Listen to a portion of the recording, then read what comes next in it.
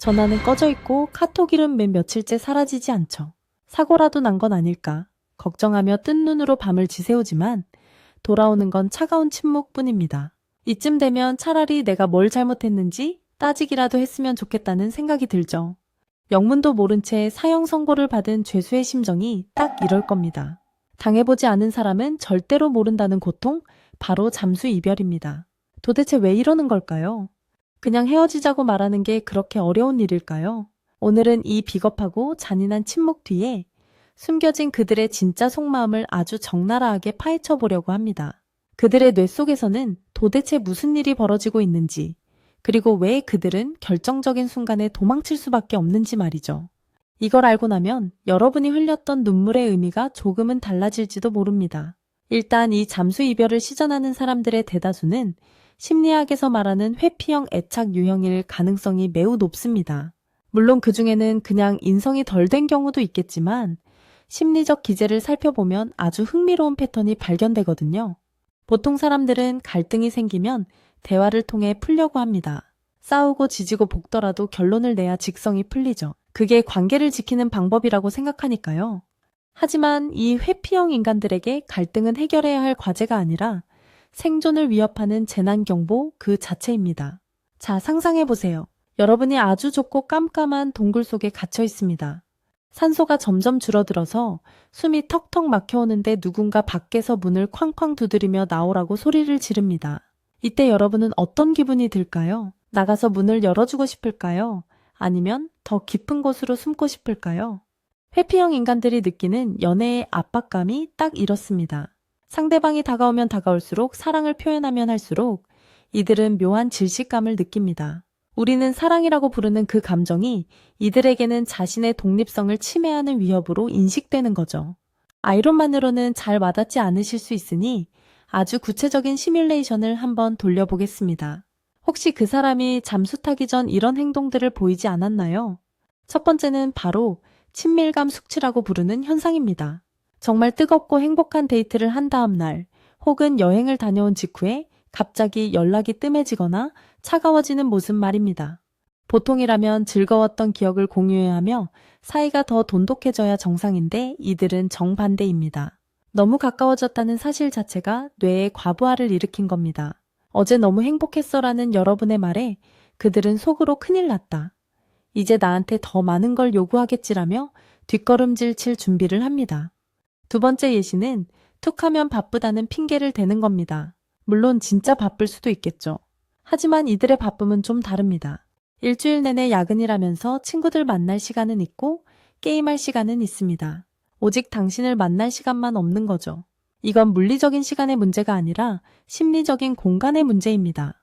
나 오늘 좀 피곤해서 혼자 있고 싶어라는 말을 밥 먹듯이 하면서 여러분을 기다리게 만듭니다. 이걸 희망 고문이라고 하죠. 여러분이 서운함을 내비치면 그들은 즉시 너는 너무 의존적이야. 너는 나를 이해 못해라며 오히려 피해자 코스프레를 시전합니다. 적반하장도 유분수죠. 세 번째가 아주 결정적입니다. 바로 중요한 날에 싸움을 거는 겁니다. 기념일, 생일, 크리스마스처럼 연인들에게 중요한 날이 다가오면 이들의 불안도는 급상승합니다. 선물을 준비하고 로맨틱한 분위기를 잡아야 한다는 압박감을 견디지 못하는 거죠. 그래서 괜히 말꼬리를 잡거나 별것도 아닌 일로 시비를 걸어서 싸움을 유도합니다. 그러고는 기분 잡쳐서 못 만나겠다라는 식으로 상황을 종료시켜 버리죠. 여러분은 억장이 무너지는데 그들은 그제야 안도감을 느낍니다. 그 부담스러운 의무에서 벗어났으니까요. 혹시 지금 머릿속에 스쳐 지나가는 기억들이 있지 않으신가요? 그래서 이들의 뇌는 아주 독특한 방어 기제를 작동시킵니다. 바로 비활성화 전략이라는 건데요.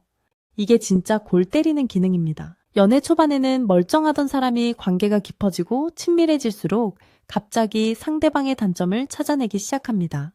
밥 먹는 모습이 꼴 보기 싫다거나 숨소리가 거슬린다거나 하는 아주 사소한 이유를 들어서 상대방의 가치를 깎아내리는 거죠. 왜냐고요? 그래야 자신이 도망칠 명분이 생기니까요. 나는 나쁜 사람이 아니야. 저 사람이 별로라서 헤어지는 거야 라며 스스로에게 최면을 거는 겁니다. 완벽한 이상형을 찾겠다며 파랑사의 증후군을 앓지만 사실 세상 어디에도 그들을 만족시킬 사람은 없습니다. 문제의 원인이 상대방이 아니라 본인의 뇌 속에 있으니까요.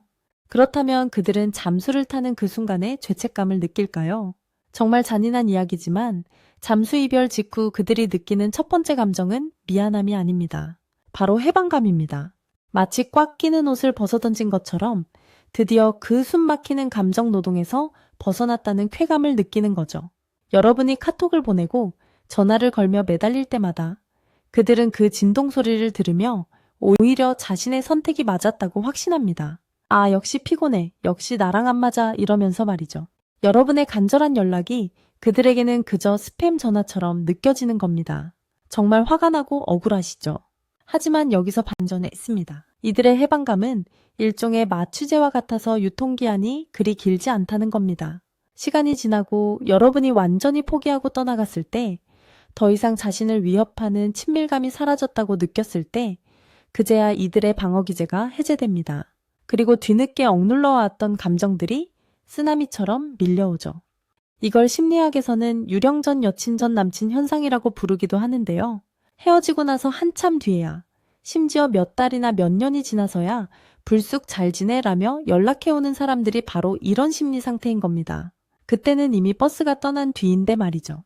그들의 뇌 구조를 들여다보면 편도체라고 하는 공포 중추가 일반인보다 훨씬 예민하게 반응한다고 합니다. 친밀한 관계에서 오는 작은 스트레스조차도 이들에게는 마치 맹수를 만난 것 같은 공포로 다가오는 거죠. 그래서 뇌의 이성적인 판단을 담당하는 전두엽이 마비되고 무조건 도망치라는 신호만 보내게 됩니다. 일종의 뇌과학적 오작동인 셈입니다. 그렇다고 해서 이들의 행동이 정당화될 수 있을까요? 물론 아닙니다. 자신의 불안을 다스리지 못해서 상대방에게 씻을 수 없는 상처를 주는 건 명백한 폭력이니까요. 잠수 이별을 당한 분들이 가장 힘들어하는 건 이별 그 자체보다 마침표가 없다는 사실입니다. 차라리 욕이라도 듣고 헤어지면 털어버릴 텐데 이 찜찜한 미완성의 결말은 사람을 끊임없이 과거에 묶어두죠. 내가 그때 그 말을 하지 말았어야 했나? 내가 너무 집착했나 하며 끊임없이 자책하게 만듭니다. 하지만 여러분 분명히 말씀드리지만 그건 여러분의 탓이 아닙니다. 그건 그 사람이 감당할 수 있는 그릇이 간장 종지보다 작았기 때문이고 그들이 인간관계의 기본 예의조차 갖추지 못한 미성숙한 존재였기 때문입니다. 만약 지금 이 순간에도 연락 없는 휴대폰을 붙들고 계신 분이 있다면 제발 그만두시길 바랍니다.